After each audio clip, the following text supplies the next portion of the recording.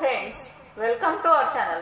Friends, आज आपण पाहणार आहोत adoption and maintenance act means दत्तक कायद्याबद्दल माहिती. जसे की प्रत्येकाला प्रश्न पडतो की दत्तक ग्रहणापूर्वी मिळालेल्या मिळकतीवर दत्तकाचा अधिकार कायम राहतो काय.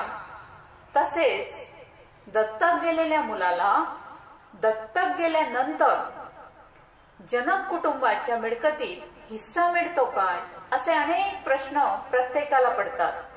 तर पाहूया या प्रश्नांची उत्तर. तर फ्रेंड्स, व्हिडिओ पूर्ण बघा, लाईक, कमेंट, शेअर करा आणि सबस्क्राईब करायला अजिबात विसरू नका.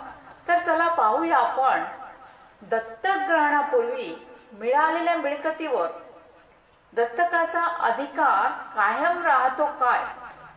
तर होय, दत्तक ग्रहणापूर्वी मिळालेल्या मिळकतीवर दत्तकाचा म्हणजे जो मुलगा दत्तक जातो त्या मुलाचा अधिकार कायम राहतो.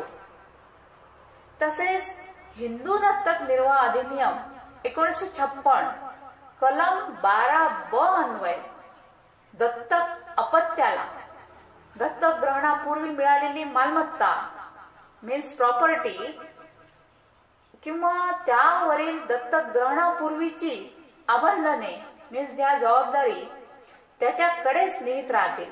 आणि कलम 12(क) अन्वये दत्तक अपत्याला दत्तक ग्रहणापूर्वी मिळालेली मालमत्ता मीन्स जी दत्तक ग्रहणापूर्वी मिळालेली प्रॉपर्टी असते ती कोणीही काढून घेऊ शकणार नाही, अशी तरतूद आहे. तसेच आता दत्तक गेलेल्या मुलाला दत्तक गेल्यानंतर जनक कुटुंबाच्या मिळकतीत मीन्स ज्या कुटुंबात जन्म झालेला आहे त्या कुटुंबाच्या मिळकतीत हिस्सा मिळतो काय. तर पाहूया.